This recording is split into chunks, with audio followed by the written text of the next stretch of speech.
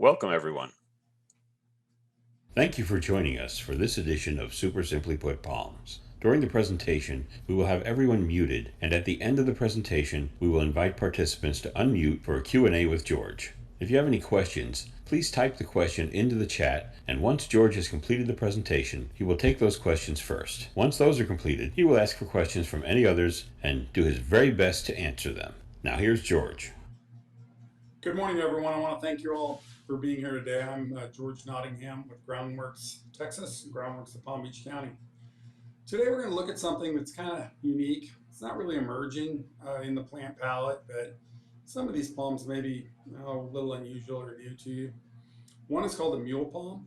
It's a cross, actually, between our old friend the queen palm and our other old friend the pinto palm. The mule palm is just an incredible add to our plant palette, particularly in markets where we have periodic freezes. What's neat about the mule palm is that it looks a lot like a queen palm. It gives you a lot of the tropical strength or the aesthetics that a queen palm produces, but it'll have the cold hardiness of a pinto. So what it'll do is it'll allow you to create some really intense tropical ambiance out by the pool area, but do it in a place where you might have a teens or a 20s freeze every now and then that would burn a queen palm back.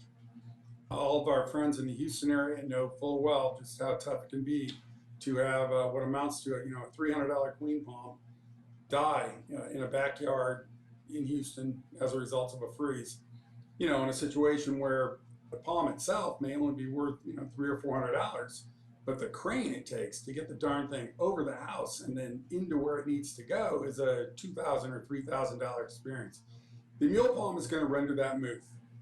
Mule palms, the way I like to describe them, is they're kind of like queen palms on steroids, and that's kind of a lot of what they look like. I'm going to show you what some mules look like.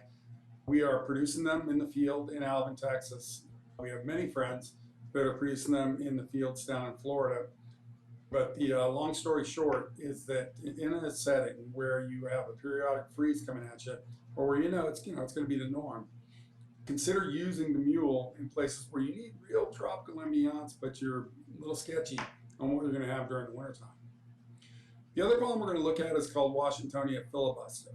Now what that is a cross. It's a cross between the California fan palm, which is Washingtonia filiifera, and the Mexican fan palm, which is Washingtonia robusta.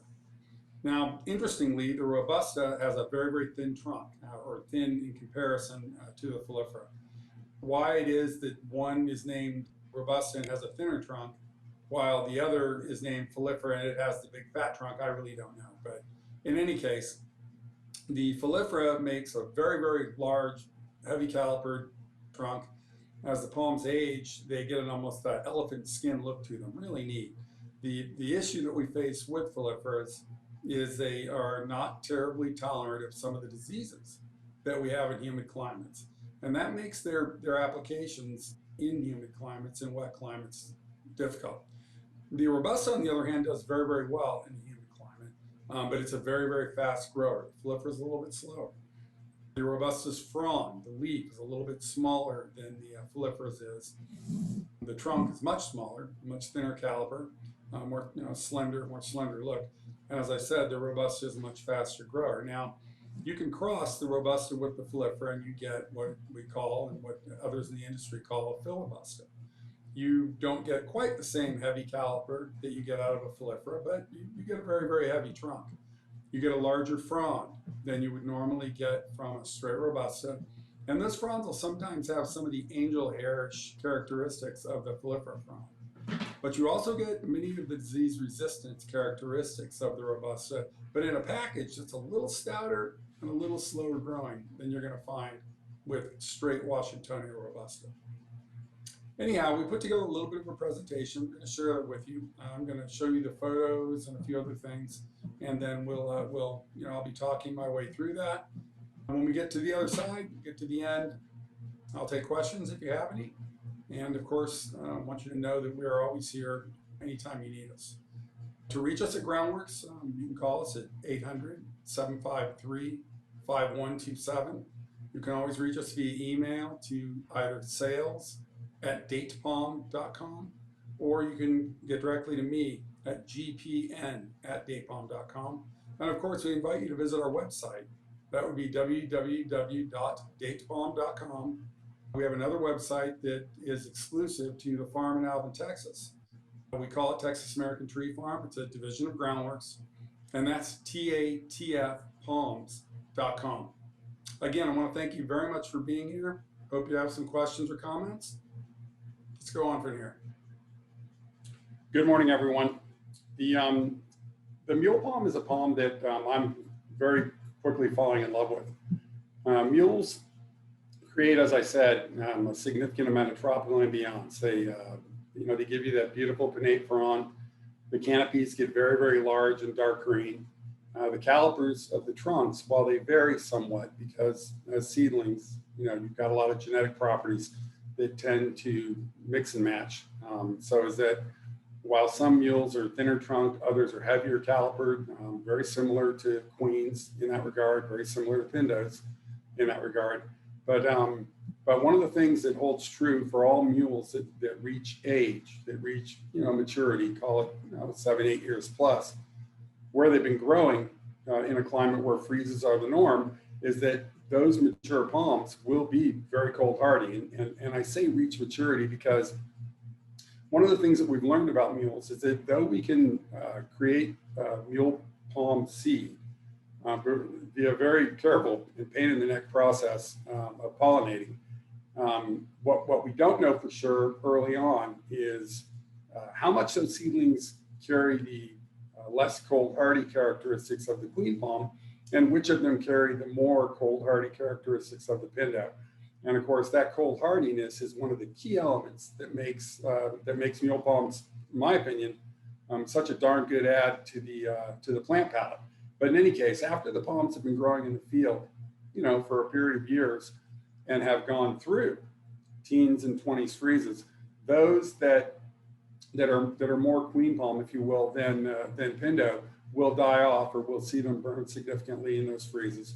And then those that don't, we know are going to be very, very reliable from that perspective after a hard freeze. So where you're looking at mature mules for the landscape, buying them out of sourcing where the palms have been through hard freezes during production is a very important point worth considering. Now, as I said, the mule is essentially a cross between the queen and the pindo. The pollination process is very tricky. There are experts who do this. I don't claim to be one. I have had limited success, and unfortunately, with that success, even we really won't know for sure how successful we've been with those particular seedlings until they get a little bigger. Because in essence, what you got to do is you got to go through and you need to actually pick out, you need to have a pindo that is isolated, and you need to go through and pick out all the male flowers, and then you need to pollinate, and I pollinate the pindo with the queen palm's pollen. And then of course the seed that's produced, you'll germinate that seed. But until you get to about year 2, year 2.5, you really don't know for sure if what you have is a pindo or if what you actually have is that mule palm. So as I said, I just start with the queen palm, and this is one picture of a queen. Anyone who's ever dealt with queens, which I think all of us have, know that they come in all shapes and sizes. Queen palms are products of seed production, and there is just an amazing plethora of different genetic characteristics that come through in that seed. So some queens will be upright, some will be more tropical, some will have larger rachises and larger fronds, others will have smaller. This particular one looks a little more on the upright side, it's a little thinner. I personally believe that it's important to start with a heavy caliper queen and use pollen from that. But as I said, there are experts out there that are really, really good at producing these seedlings. And most of what we have in the field in Alvin, we actually bought in those seedlings from one of those experts.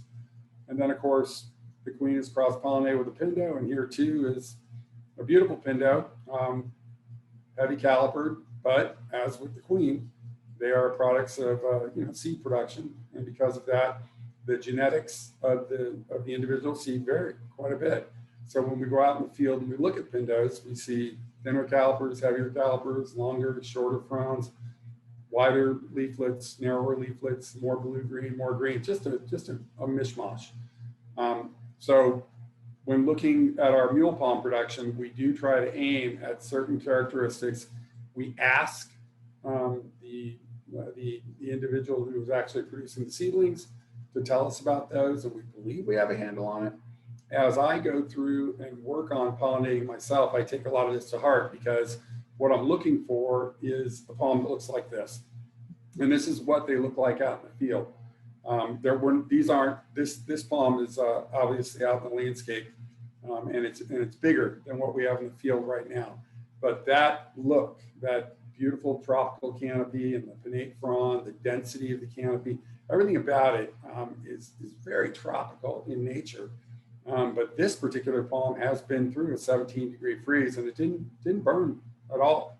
Well, it was going to be 18 degrees, but the point is that we got that same kind of tropical aesthetics that a queen palm produces, but in a package that is durable.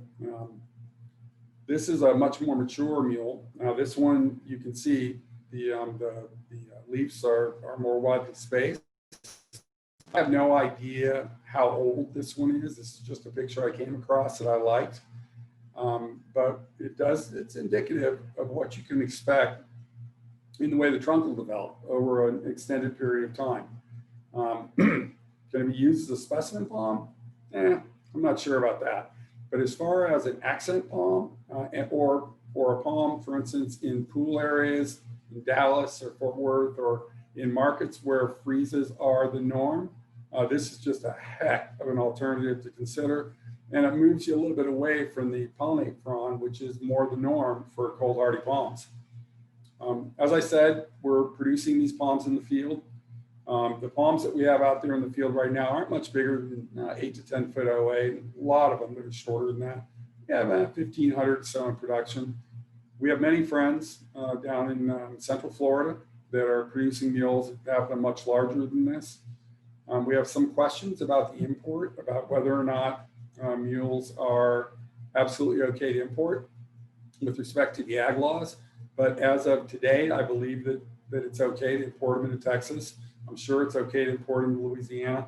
And I think that my personal opinion is that this palm is going to supplant the queen palm as a tropical or creator, I should say, of tropical ambiance in those markets, because it's just tough as nails and really a beautiful palm. The only issue that we concern ourselves with too much with this particular palm is Phytophthora. As many of you would know, both queens and pindos are susceptible to Phytophthora. Phytophthora is an airborne pathogen. There are many species of it, but primarily they're bud-rotting organisms.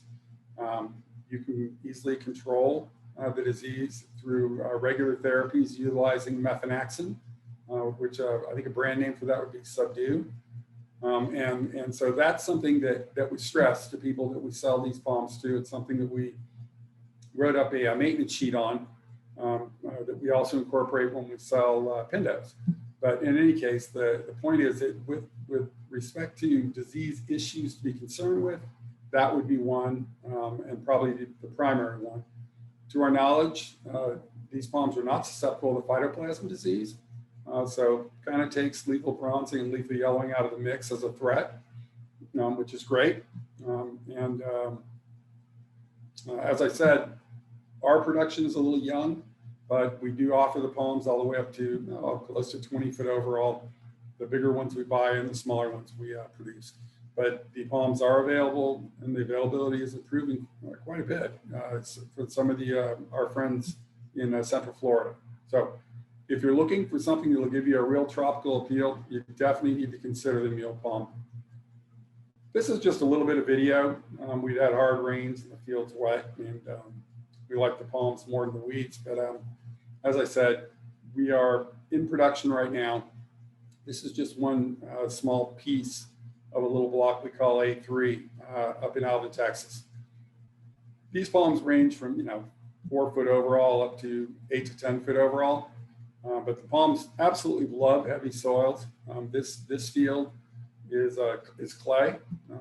There's no sand out there at all. The palms are planted on raised rows and they're drip irrigated and fertigated, but they are rooted into the clay soils. And my belief is that where you are using mule palms that are produced in heavy clay on sites where your soil conditions are heavy clay, you've got a really good match that that avoids water buildup. One of the biggest issues that a lot of us face with palms in these heavy soil markets is palms that are produced in sand or sandy loam will have a much lower density in the root ball than the heavy clay they're being planted into. And as a result of that, when you add water to that hole, what in essence happens is water fills up that less dense space in that sandy loamy root ball, and you end up with standing water around the root system, and that's something that you can't do. Whereas that when you go into the ground with a heavy clay root ball into a heavy clay site, you don't have water buildup standing because there's nowhere for it to stand.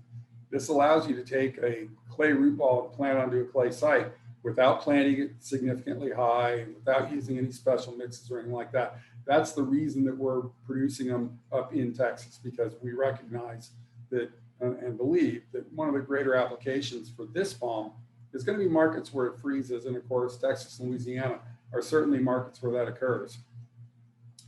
The filibusta is nothing new. Washingtonia filiifera is the California fan palm. Washingtonia robusta is the Mexican fan. The Mexican fan is itself a very thin trunked, very slender trunk palm. They're a very fast grower. Those are probably two of the drawbacks to it. The palm is well suited for use in a very humid climate. That's great. We don't get what I call aggregating root system disease syndrome issues with Mexican fans. The California fan, on the other hand, is cold hardier than the Mexican fan. It produces a much larger frond, and that frond gets a beautiful kind of angel hair on it.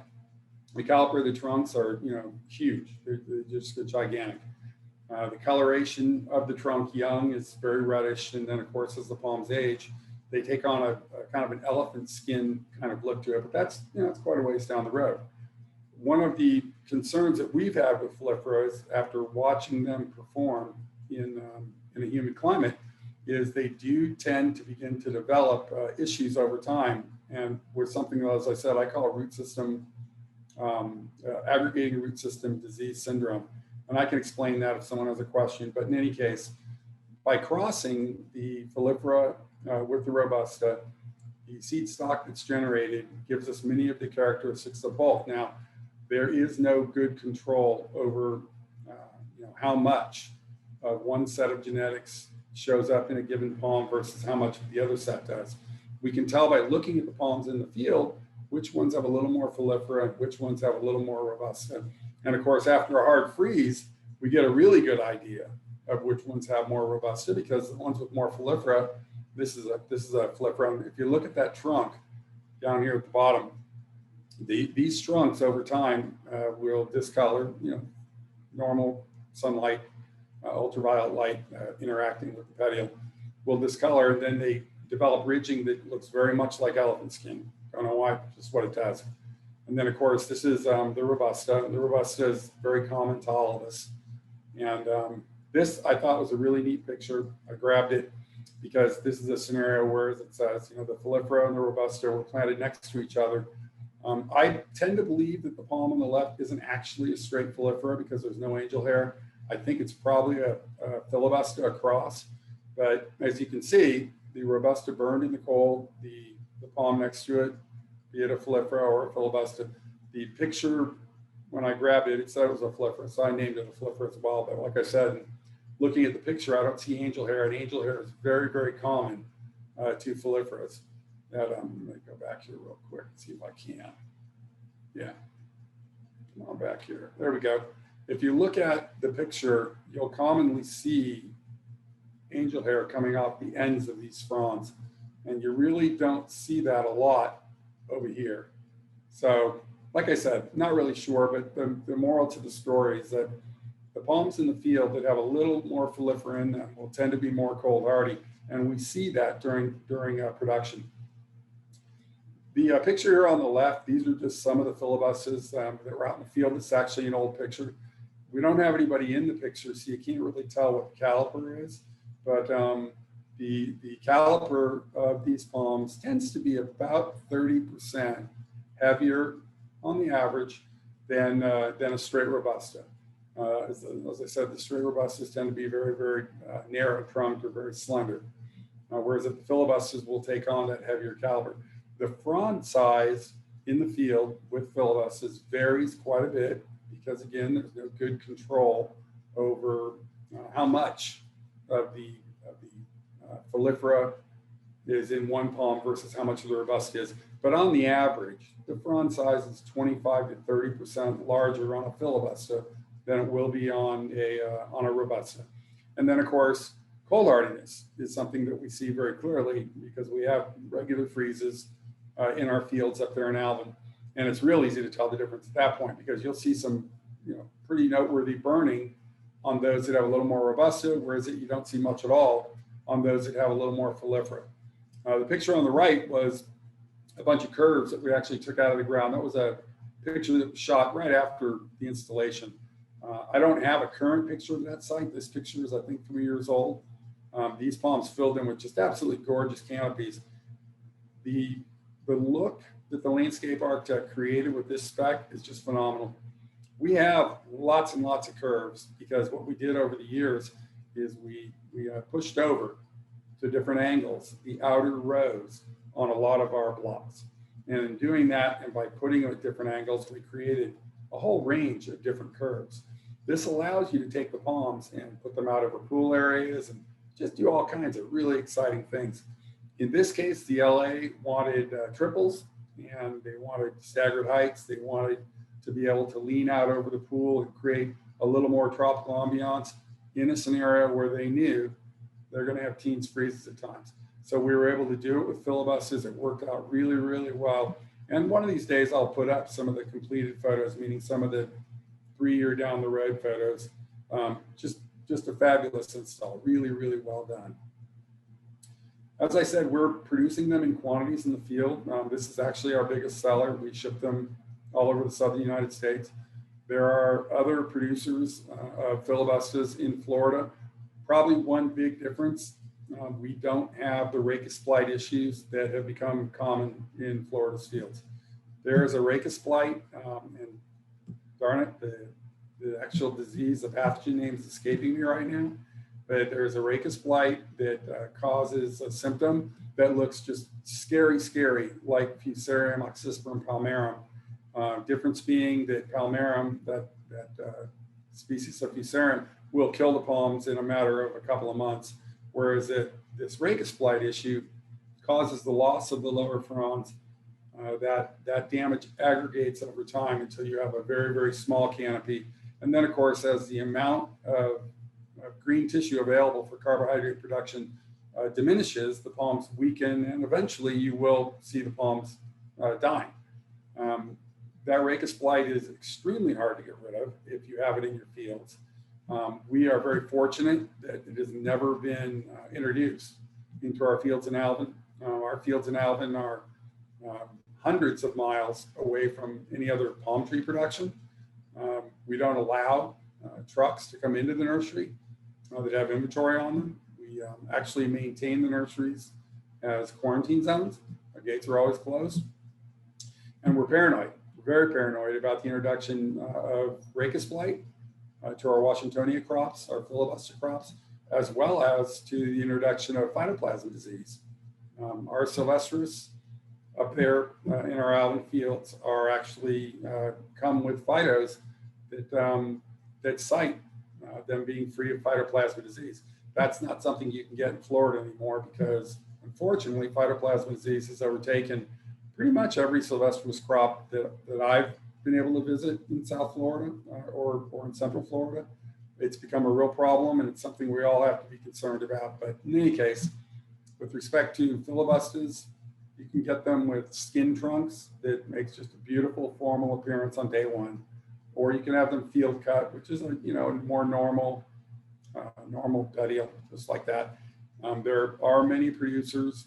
We would love it if you, when you needed them, you called us, but I'm not going to tell you there aren't other producers because there are quite a few, with that one exception or one consideration being Rake of Flight. Our fields are free of it, and we're proud of that, and we maintain that. We work very, very hard to see to it that we stay in that position.